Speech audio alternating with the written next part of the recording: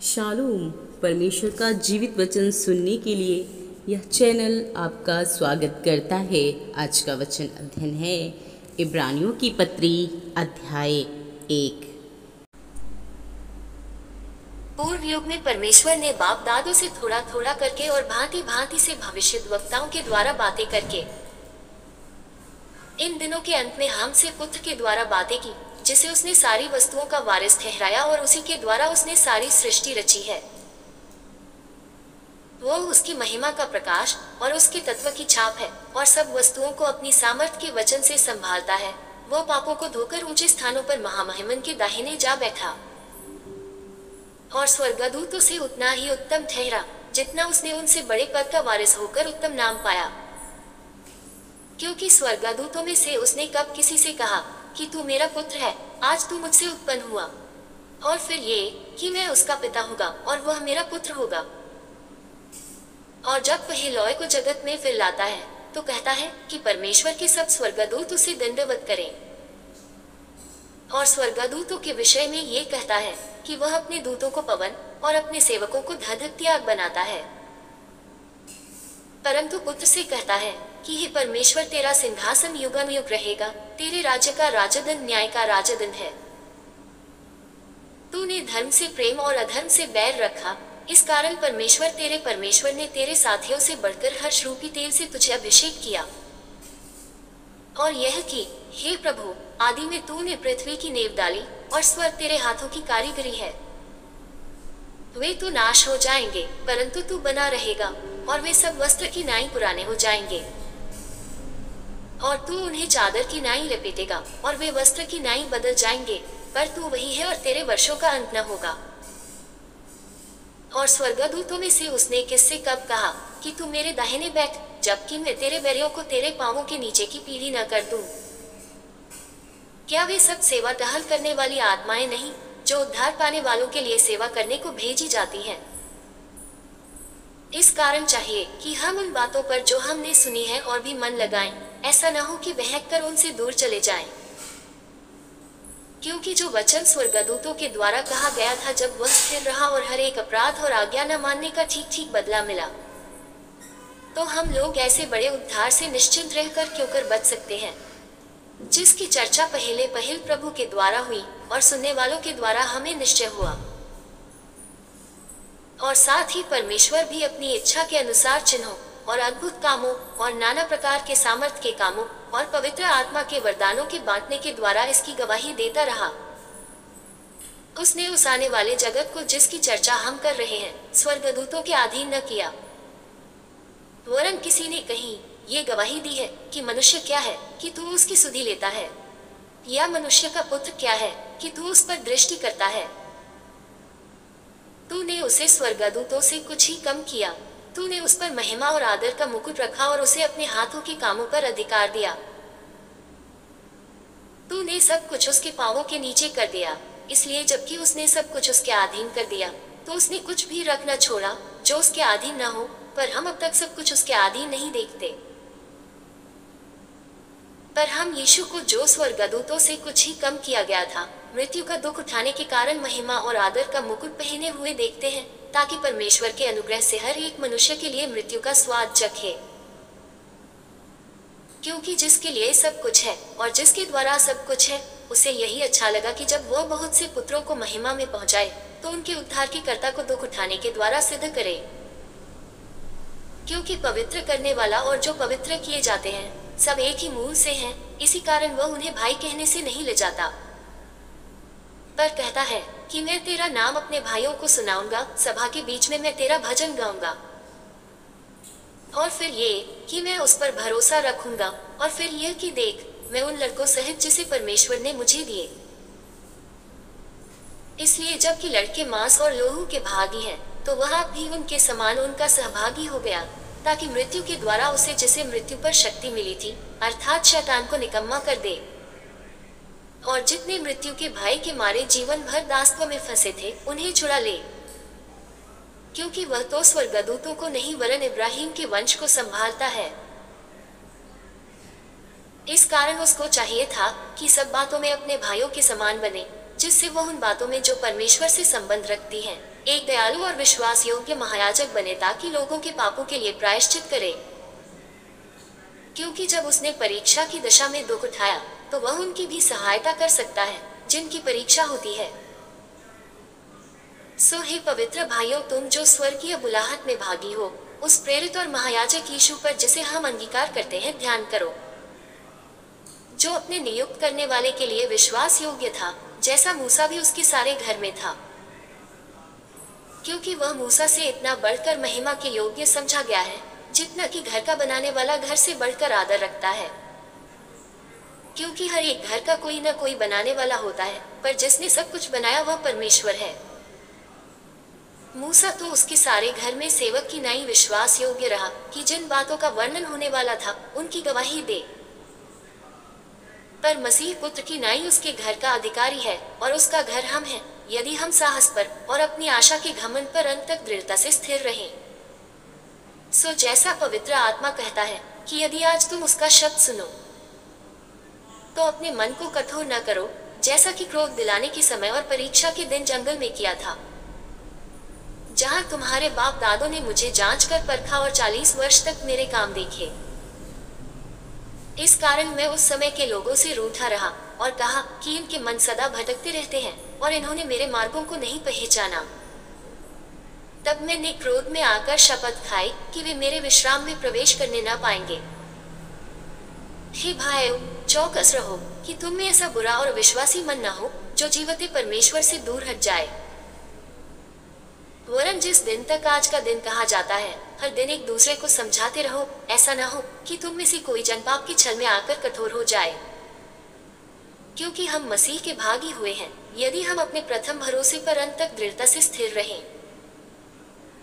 जैसा कहा जाता है कि यदि आज तुम उसका शब्द सुनो तो अपने मनों को कठोर न करो, जैसा कि क्रोध दिलाने के समय किया था। भला किन लोगों ने सुनकर क्रोध दिलाया? क्या उन सब ने नहीं जो मूसा के द्वारा मिस्र से निकले थे? और वह 40 वर्ष तक किन लोगों से रूठा रहा? क्या उन्हीं से नहीं जिन्होंने पाप किया और उनकी लोथें जंगल में पड़ी रहीं? और उसने किन से शपथ खाए कि तुम मेरे विश्राम में प्रवेश करने न पाओगे? केवल उनसे जिन्होंने आज्ञा न मानी। सो हम देखते हैं कि वे अविश्वास के कारण प्रवेश न कर सके। इसलिए जबकि उसके विश्राम में प्रवेश करने की प्रतिज्ञा अब तक है, तो हमें डरना चाहिए, ऐसा नहीं हो कि तुम में से कोई जन उससे रहित जान पड़े। क्योंकि हमें उन्हीं की नाई सुसमाचार सुनाया गया है, पर सुने हुए वचन से उन्हें कुछ लाभ न हुआ, क्योंकि सुनने वालों के मन में विश्वास के साथ नहीं बैठा। और हम जिन्होंने विश्वास किया है उस विश्राम में प्रवेश करते हैं, जैसा उसने कहा कि मैंने अपने क्रोध में शपथ खाई कि वे मेरे विश्राम में प्रवेश करने न पाएंगे, यद्यपि जगत की उत्पत्ति के समय से उसके काम पूरे हो चुके थे। क्योंकि 7वें दिन के विषय में उसने कहीं यूं कहा है कि परमेश्वर ने 7वें दिन अपने सब कामों को निपटा करके विश्राम किया। और इस जगह फिर यह कहता है कि वे मेरे विश्राम में प्रवेश न करने पाएंगे। तो जब ये बात बाकी है कि कितने और हैं जो उस विश्राम में प्रवेश करें, और जिन्हें उसका सुसमाचार पहले सुनाया गया, उन्होंने आज्ञा न मानने के कारण उसमें प्रवेश न किया। तो फिर वह किसी विशेष दिन को ठहराकर इतने दिन के बाद दाऊद की पुस्तक में उसे आज का दिन कहता है, जैसे पहले कहा गया कि यदि आज तुम उसका शब्द सुनो तो अपने मनों को कठोर न करो। और यदि यहोशू उन्हें विश्राम में प्रवेश कर लेता तो उसके बाद दूसरे दिन की चर्चा न होती। सो जान लो कि परमेश्वर के लोगों के लिए सबत का विश्राम बाकी है, क्योंकि जिसने उसके विश्राम में प्रवेश किया है उसने भी परमेश्वर की नाई अपने कामों को पूरा करके विश्राम किया है। सो हम उस विश्राम में प्रवेश करने का प्रयत्न करें, ऐसा न हो कि कोई जन उनकी नाई आज्ञा न मानकर गिर पड़े। क्योंकि परमेश्वर का वचन जीवित और प्रबल और हर एक दोधारी तलवार से भी बहुत चोखा है, और जीव और आत्मा को और गांठ गांठ और गूदे गूदे को अलग करके वार पार छेदता है और मन की भावनाओं और विचारों को जांचता है। और सृष्टि की कोई वस्तु उससे छिपी नहीं है, वरन जिससे हमें काम है उसकी आंखों के सामने सब वस्तुएं खुली और बेपर्दा हैं।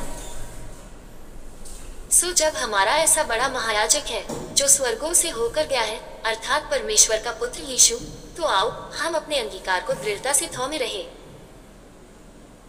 क्योंकि हमारा ऐसा महायाजक नहीं जो हमारी निर्बलताओं में हमारे साथ दुखी न हो सके, वरन वह सब बातों में हमारी नाई परखा तो गया, तो भी निष्पाप निकला।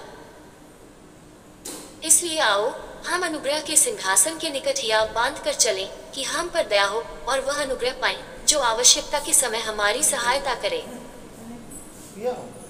क्योंकि हर एक महायाजक मनुष्यों में से लिया जाता है और मनुष्यों ही के लिए उन बातों के विषय में जो परमेश्वर से संबंध रखती हैं ठहराया जाता है कि भेंट और पाप बलि चढ़ाया करे।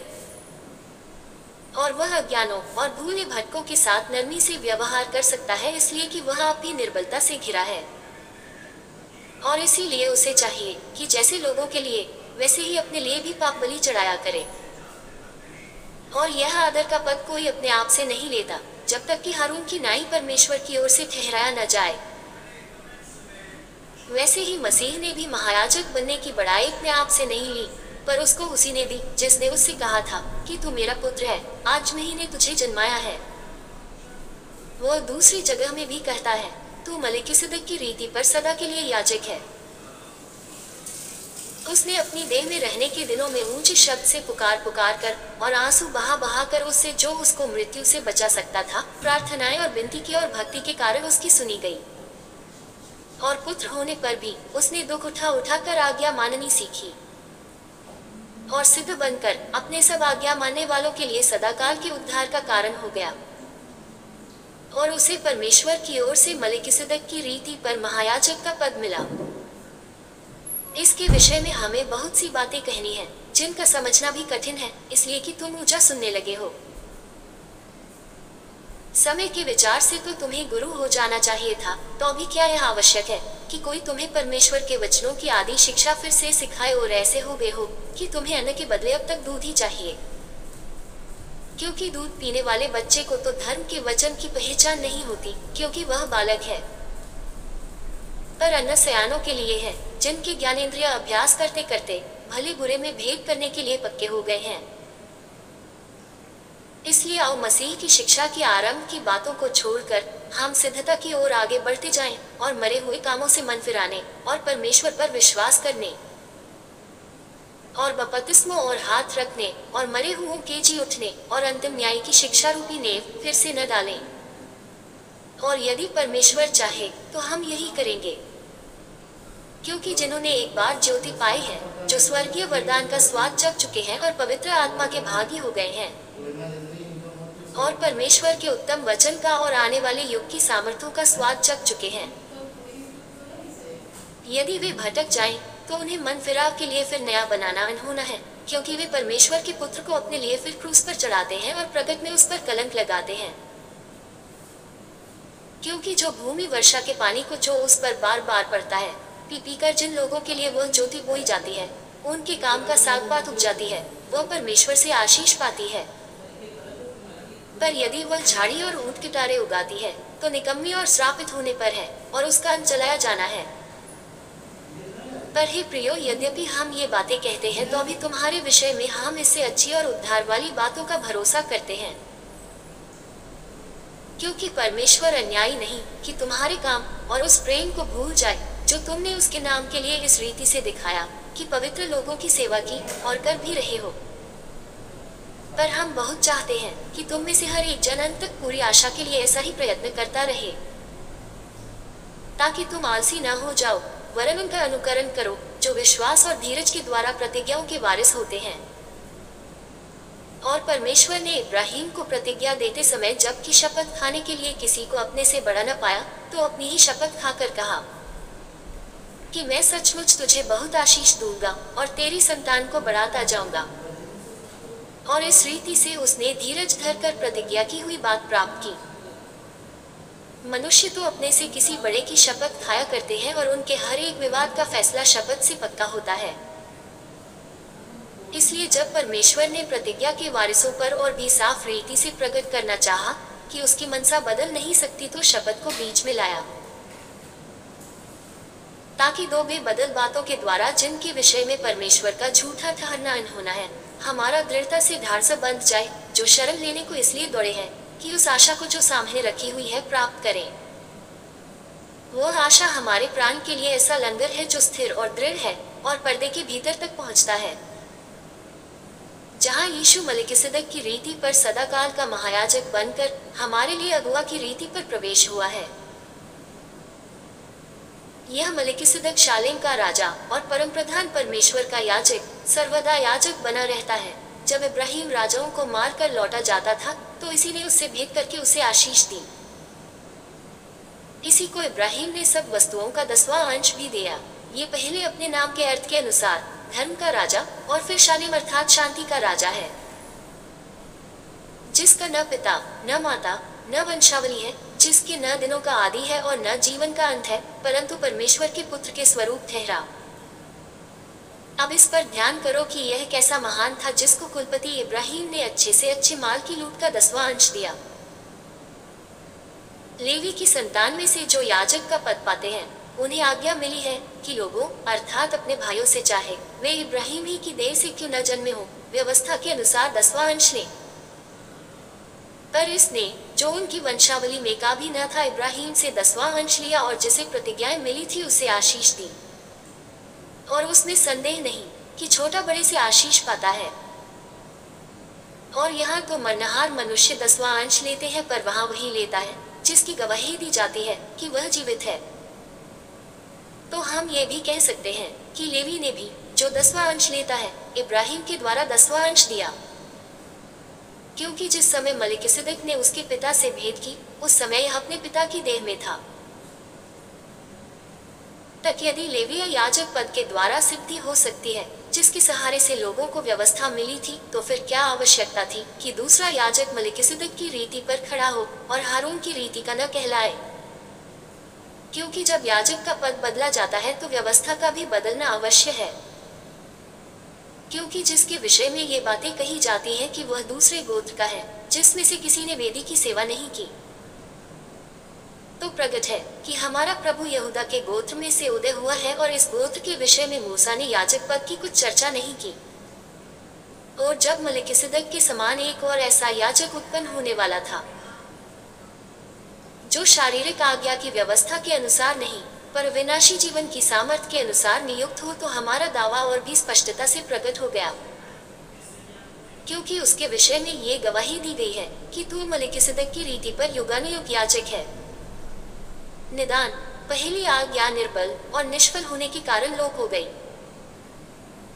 इसलिए कि व्यवस्था ने किसी बात की सिद्धि नहीं की और उसके स्थान पर एक ऐसी उत्तम आशा रखी गई है जिसके द्वारा हम परमेश्वर के समीप जा सकते हैं। और इसलिए कि मसीह की नियुक्ति बिना शपथ नहीं हुई,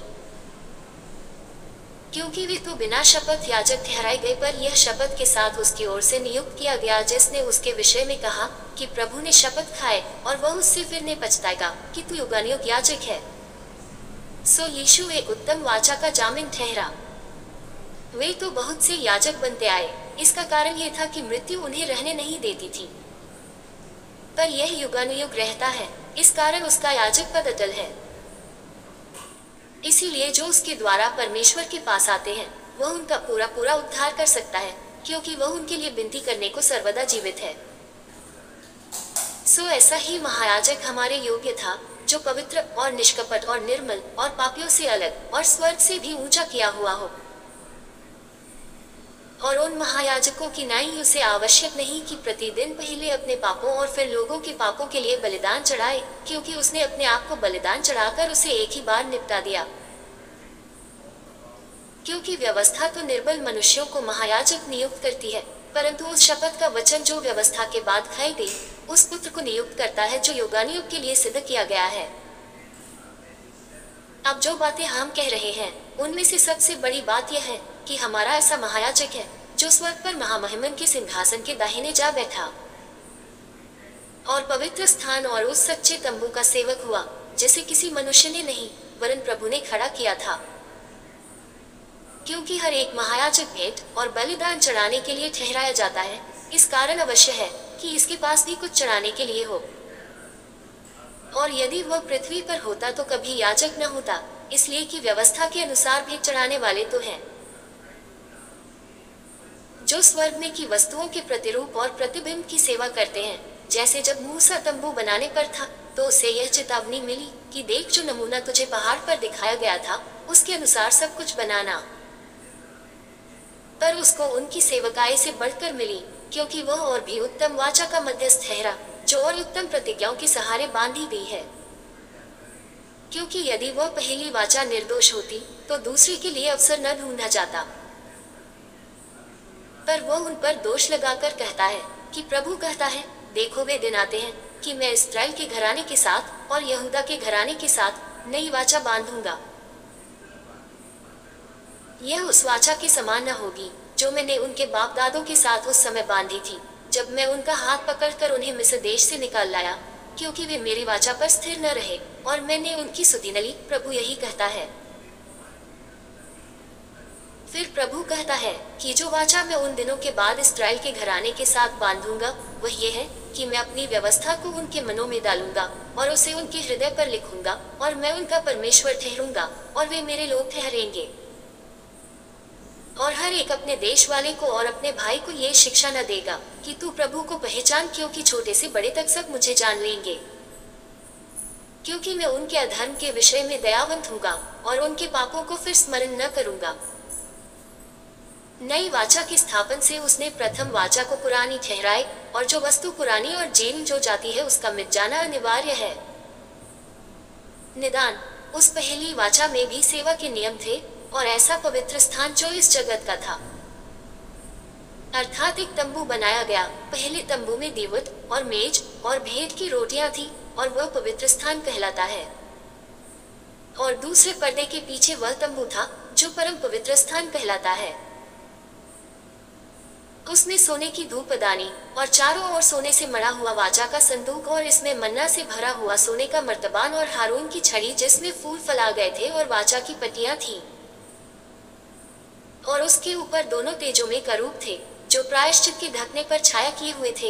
इन्हीं का एक एक करके बखान करने का अभी अवसर नहीं है। जब ये वस्तुएं इस रीति से तैयार हो चुकी, तब पहले तंबू में तो याजक हर समय प्रवेश करके सेवा के काम निभाते हैं, पर दूसरे में केवल महायाजक वर्ष भर में एक ही बार जाता है और बिना लहू लिए नहीं जाता, जिसे वह अपने लिए और लोगों की भूल चूक के लिए चढ़ावा चढ़ाता है। इससे पवित्र आत्मा यही दिखाता है कि जब तक पहला तंबू खड़ा है तब तक पवित्र स्थान का मार्ग प्रकट नहीं हुआ। और ये तंबू तो वर्तमान समय के लिए एक दृष्टांत है, जिसमें ऐसी भेंट और बलिदान चढ़ाए जाते हैं जिनसे आराधना करने वालों के विवेक सिद्ध नहीं हो सकते, इसलिए कि वे केवल खाने पीने की वस्तुओं और भांति भांति के स्नान विधि के आधार पर शारीरिक नियम हैं जो सुधार के समय तक के लिए नियुक्त किए गए हैं। परंतु जब मसीह आने वाली अच्छी अच्छी वस्तुओं का महायाजक होकर आया, तो उसने और भी बड़े और सिद्ध तंबू से होकर, जो हाथ का बनाया हुआ नहीं, अर्थात इस सृष्टि का नहीं, और बकरों और बछड़ों के लोहू के द्वारा नहीं, पर अपने ही लोहू के द्वारा एक ही बार पवित्र स्थान में प्रवेश किया और अनंत छुटकारा प्राप्त किया। क्योंकि जब बकरों और बैलों का लोहू और कलों की राख अपवित्र लोगों पर छिड़के जाने से शरीर की शुद्धता के लिए पवित्र करती है, तो मसीह का लोहू, जिसने अपने आप को सनातन आत्मा के द्वारा परमेश्वर के सामने निर्दोष चढ़ाया, तुम्हारे विवेक को मरे हुए कामों से क्यों न शुद्ध करेगा, ताकि तुम जीवते परमेश्वर की सेवा करो। और इसी कारण वह नई वाचा का मध्यस्थ है, ताकि उस मृत्यु के द्वारा जो पहली वाचा के समय के अपराधों से छुटकारा पाने के लिए हुई है, बुलाए हुए लोग प्रतिज्ञा के अनुसार अनंत मीरास को प्राप्त करें। क्योंकि जहाँ वाचा बांधी गई है वहाँ वाचा बांधने वाले की मृत्यु का समझ लेना भी अवश्य है, क्योंकि ऐसी वाचा मरने पर पक्की होती है, और जब तक वाचा बांधने वाला जीवित रहता है तब तक वाचा काम की नहीं होती। इसीलिए पहली वाचा भी बिना लोहू के नहीं बांधी गई, क्योंकि जब मूसा सब लोगों को व्यवस्था की हर एक आज्ञा सुना चुका, तो उसने बछड़ों और बकरों का लोहू लेकर पानी और लालून और जोफा के साथ उस पुस्तक पर और सब लोगों पर छिड़क दिया, और कहा कि यह उस वाचा का लोहू है जिसकी आज्ञा परमेश्वर ने तुम्हारे लिए दी है। और इसी रीति से उसने तंबू और सेवा के सारे सामान पर लोहू छिड़का।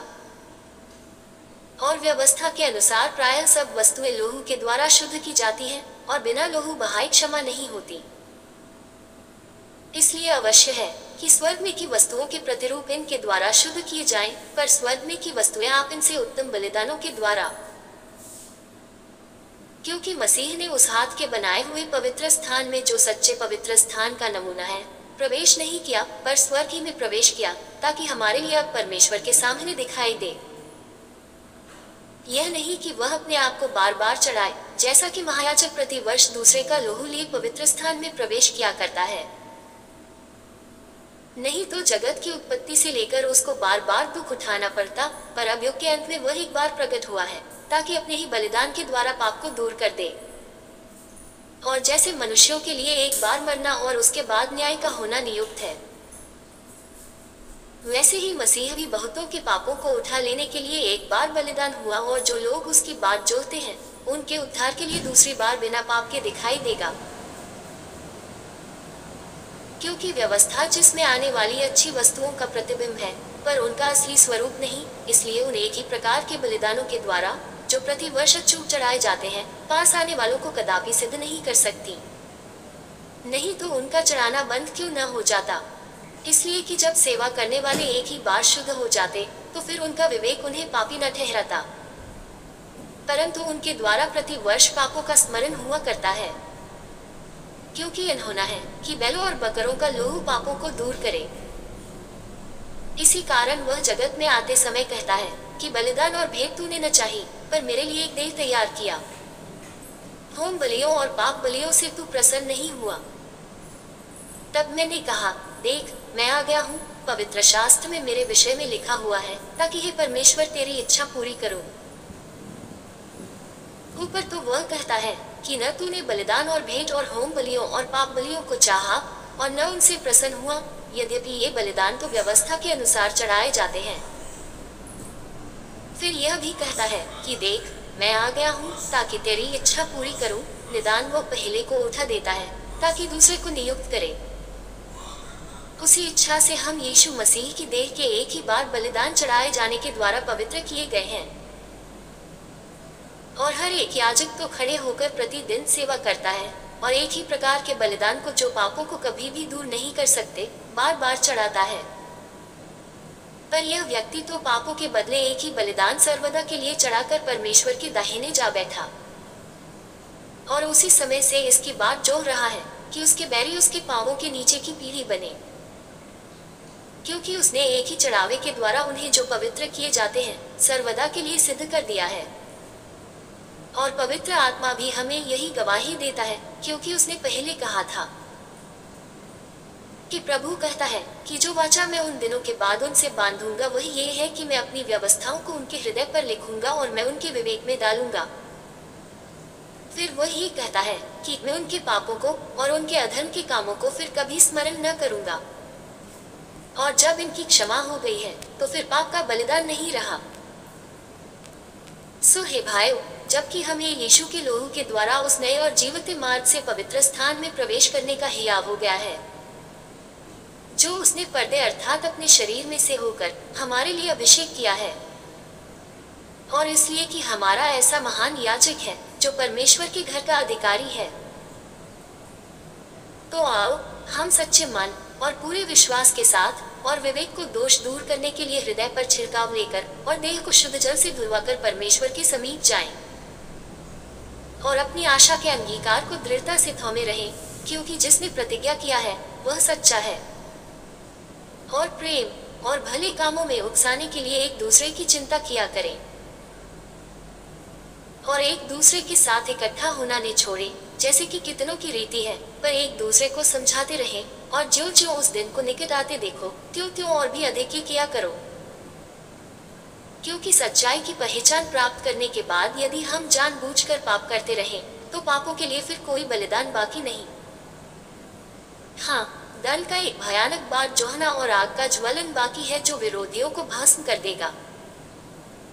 जबकि मूसा की व्यवस्था का न मानने वाला 2 या 3 जनों की गवाही पर बिना दया के मार डाला जाता है,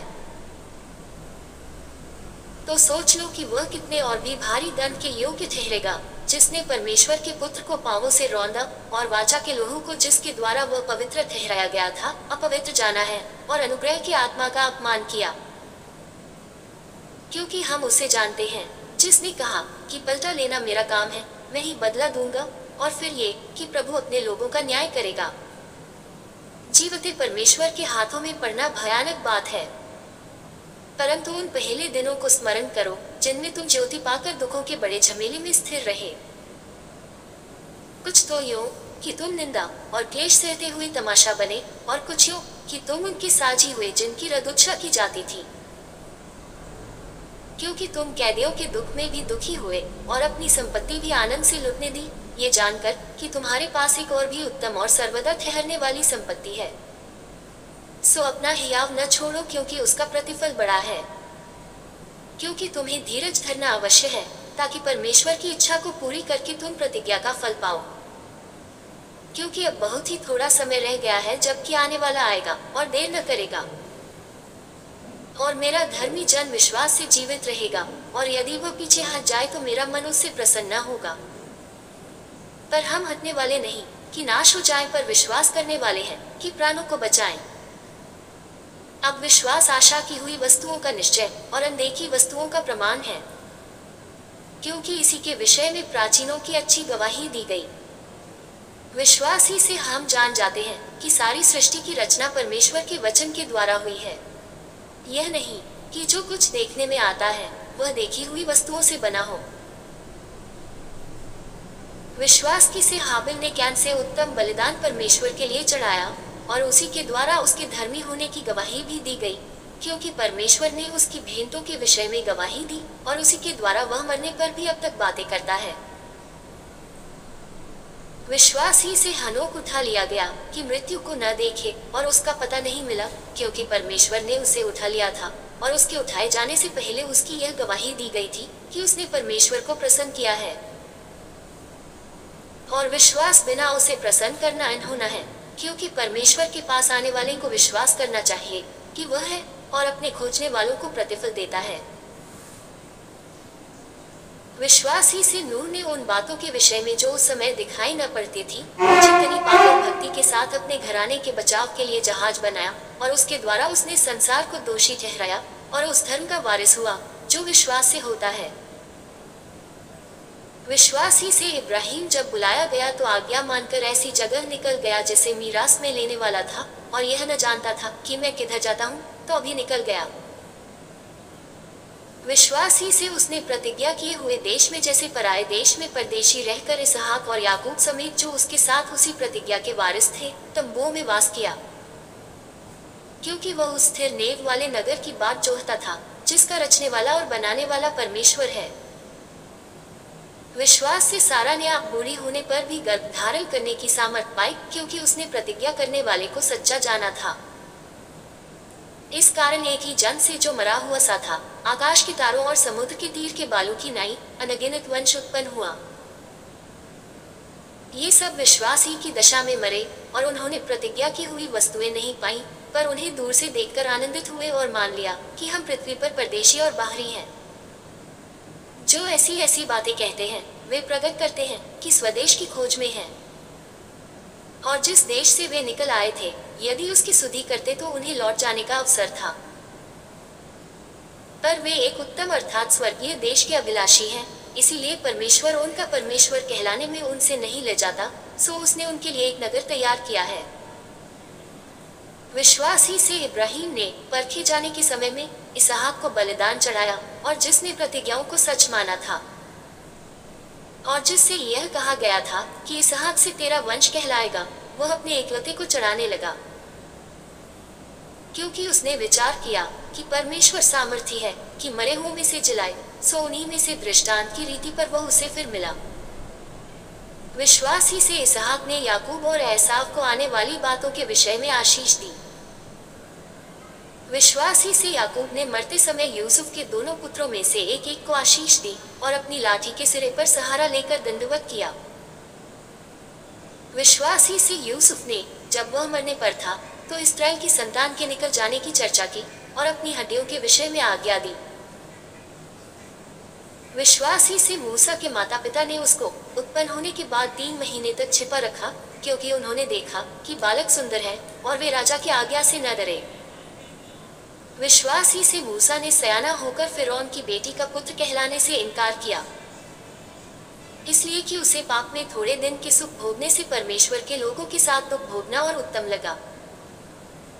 और मसीह के कारण निंदित होने को मिस्र के भंडार से बड़ा धन समझा, क्योंकि उसकी आंखें फल पाने की ओर लगी थी।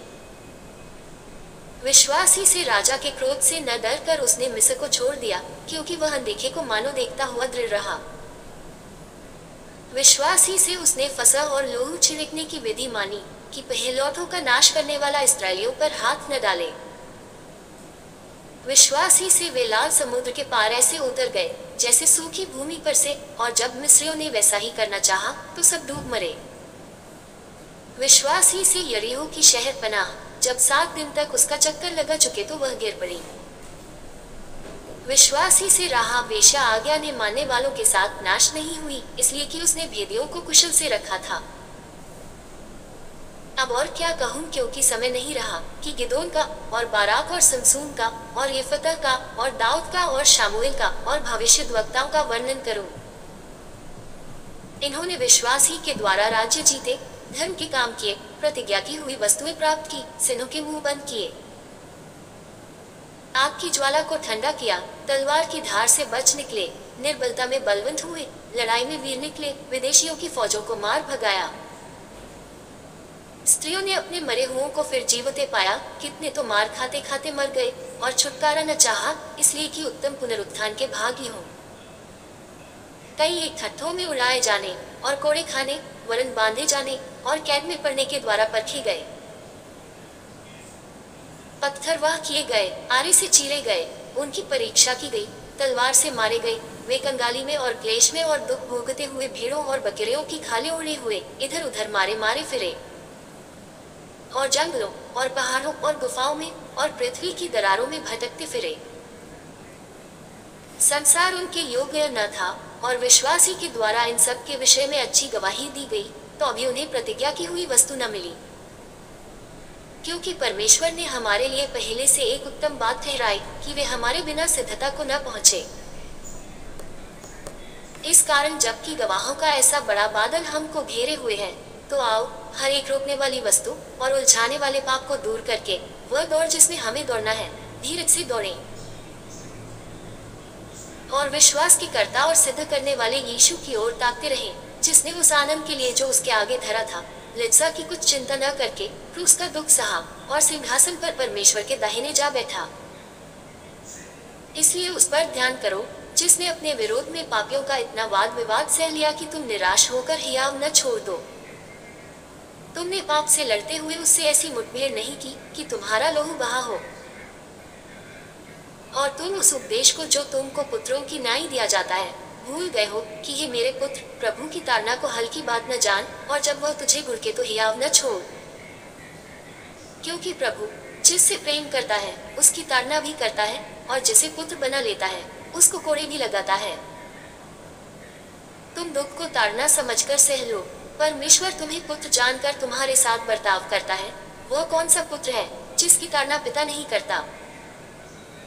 यदि वह ताड़ना जिसके भाग ही सब होते हैं तुम्हारी नहीं हुई, तो तुम पुत्र नहीं पर व्यभिचार की संतान ठहरे। फिर जबकि हमारे शारीरिक पिता भी हमारी ताड़ना किया करते थे, तो क्या आत्माओं के पिता के और भी अधीन न रहे जिससे जीवित रहें?